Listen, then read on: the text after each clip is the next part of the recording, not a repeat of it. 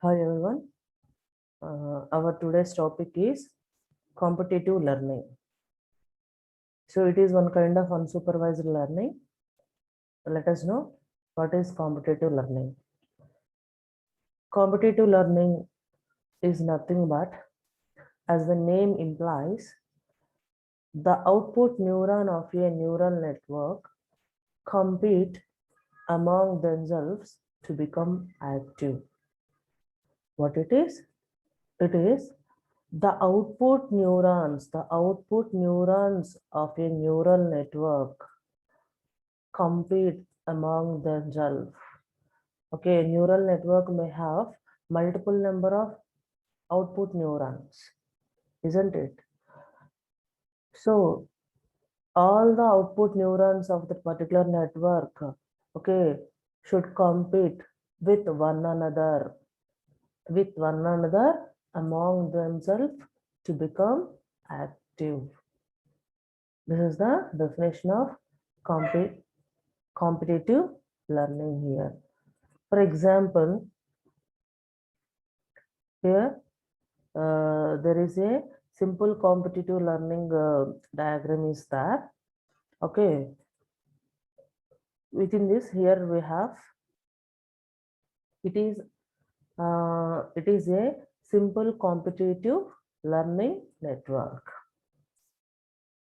and also it has the multiple number of inputs. Those are represented by using x1, x2, x3, x4. Four number of input signals are there. Those will be represented. These are the four neurons, input neurons.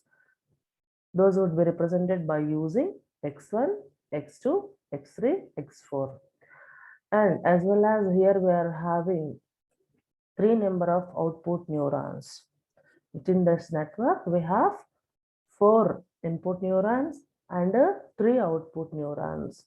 These output neurons may be represented by using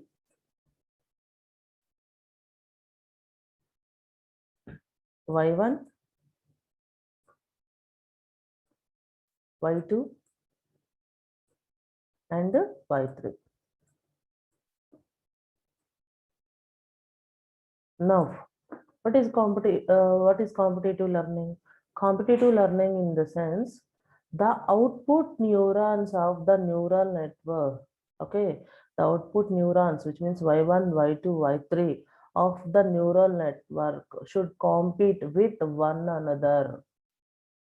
Should compete with one another. Okay, to become active.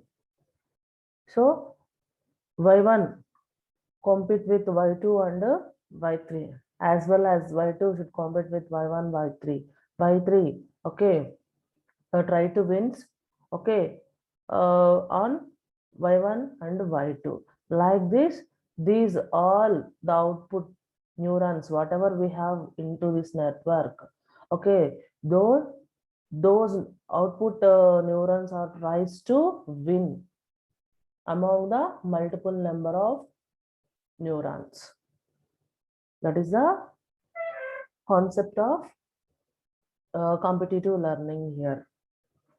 And in this network, if you observe, this is a which kind of a network it is? It is a single layer recurrent network. Single layer, maybe it's I mean, which means here if you observe, there is a connections between input neuron and output neuron. All the corrections are okay towards forwarded itself, isn't it? So this kind of connections are called feed forward connections. What is these connections? These connections are called feed forward connections or excitatory connections, which connections in between the input signals and the output neurons, which links are there. These links are called feed forwarded or excitatory connections. Okay, from the source node to a it may be, you may call this is the destination node, isn't it? Output node. After that, here if you'll observe this diagram has some other connections. Those are the outputs of each and every neuron. The output of Y1 neuron is again supplied to a Y2, as well as, okay, it is sending this output Y1 is sending to even Y3 also.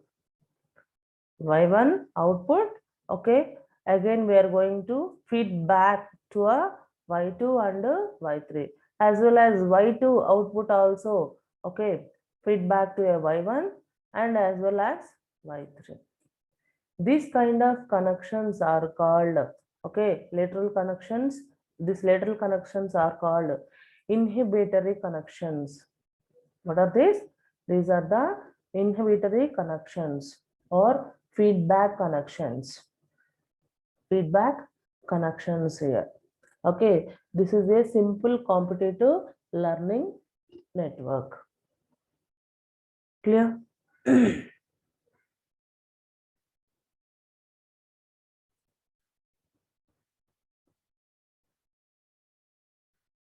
And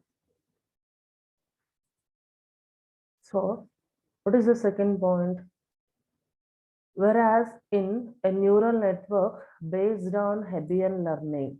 So in yesterday's class, we have learned in Hebbian learning. What is the concept of Hebbian learning? Here, one neuron output may be activated to or excited to another neuron, isn't it? Or otherwise, at a time, multiple number of neurons are activated synchronously. That kind of concept is called a Hebbian learning here. So several output neurons may be active simultaneously. But coming to the competitive learning, only a single output neuron is active. Only the single output neuron is active at any one time. What is the difference between Hebbian learning and competitive learning? In Hebbian learning, at a time, multiple neurons activated simultaneously. But in competitive learning, only a single output neuron is activated at one time.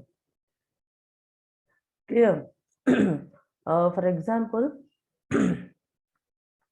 now you are 30 number of participants are there in my class.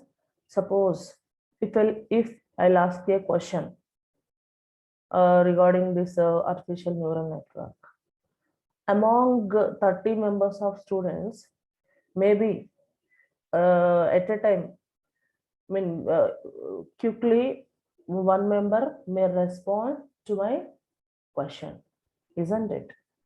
That is one kind of competition. Okay, he wants to tell fastly and he knows that answer.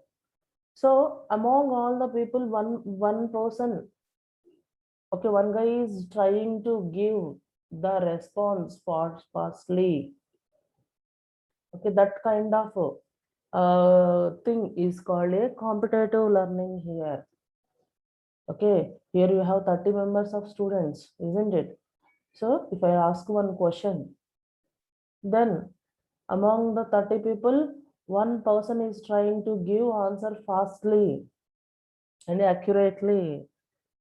Then that nature is called competitive nature, isn't it? So in the same rule is applied in competitive learning itself. Clear? This competitive learning feature is useful to classify the set of input patterns. So if we have the multiple number of inputs or input patterns, so which one is related to which group? Here you are going to classify easily by using this kind of learning. That is the advantage of competitive learning here. And coming to next point, there are three basic elements. There are three basic elements to a competitive learning rule. There are three rules are there for this competitive learning. Coming to the first one, a set of neurons which are all the same. Here in this network, we are using multiple number of input neurons, isn't it? X1 to Xn. So all the neurons are same. X1, X2, X3, X4, all the neurons are same except, except the synaptic weights. Here we have multiple number of connections in between X1 and Y1, isn't it? So whenever we have that connections in between those, each and every connection has some synaptic weight. Based on that only we are going to perform some functions, isn't it? That weights may be different for each and every function. Except that rule, the remaining all the neurons should be same. That is the first rule.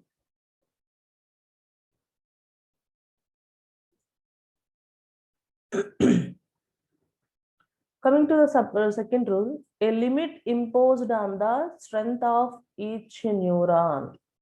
Okay, here a limit in the sense here this one is also about weight of a particular signal. Okay, input signal. Each and every input link, sorry, I mean some connection in between X1 and Y1 maybe have some weights now. So on that weights also we have some limits. Okay, we have some limits. Based on that only it's possible to will reach the concept of competitive learning. If you don't have any kind of limits means we will out of this concept, isn't it? That's why the weights of each and every link may have some limit. Coming to the third point, a mechanism which permits the neuron to compete. Now we have a mechanism. What is that mechanism? That permits the neurons to compete for the right to respond.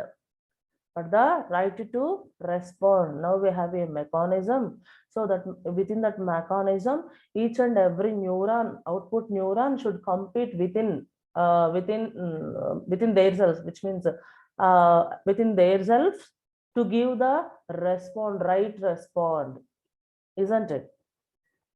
Right respond, such that only one neuron or only one neuron per group is active.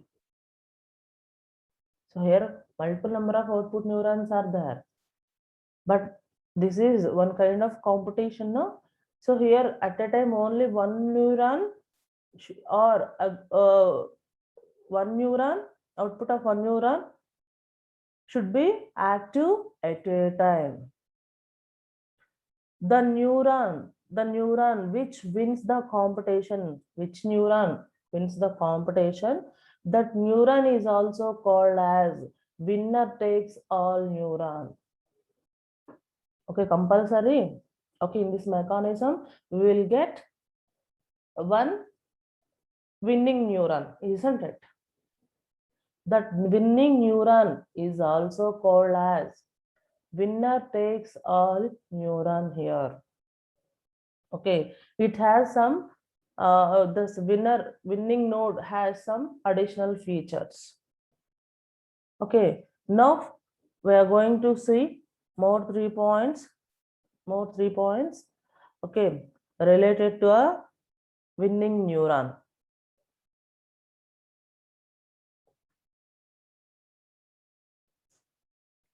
Okay, a neuron K to be the winning neuron. Okay, how you are going to say? Okay, one neuron is winning neuron. If it would give the result of active, that is the first rule. Okay, whenever the neuron would be active, after that it must follow, it must have the below three rules. Okay, if the neuron to be a winning neuron, then okay, it would have the below rules. The first one, yk is equal to 1 if that yk for all, okay, j, which means, so the output of this yk is, greater than all the output neurons, if it is a yk. Okay, all the output neurons are represented by using yj. Okay, so yk value is greater.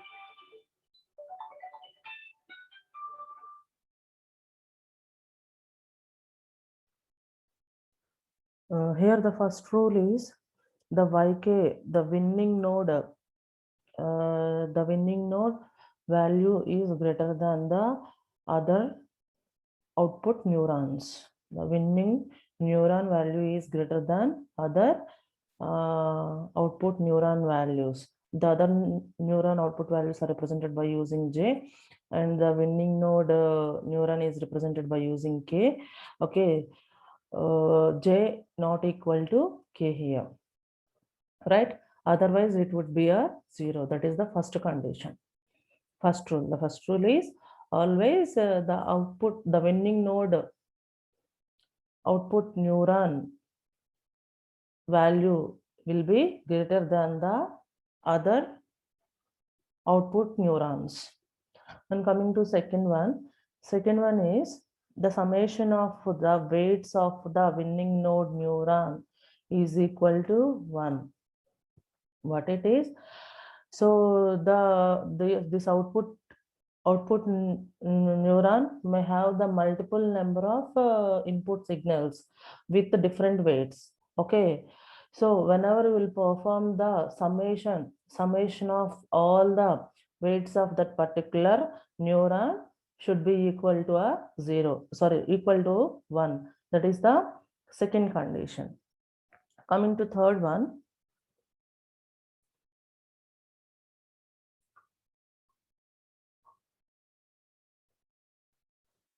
okay, this is the third one. Third one is, if a neuron K wins the competition,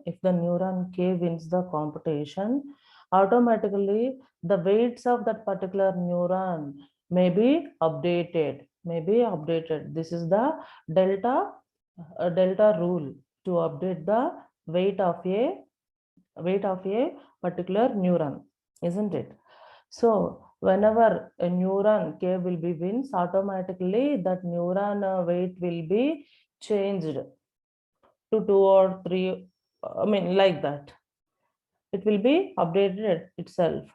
That's why the winning neuron is, okay, the winning neuron is also called as, here we have one statement, what it is also called as winner takes all. What this winner takes all, which means it may change the weight of that particular neuron, isn't it? It can update itself. Weight of that particular connection may be updated. Which neuron wins the competition? That is the third important point. So based on that only, this winning neuron is also called as winner takes all neuron. Okay, this is about competitive learning. Thank you.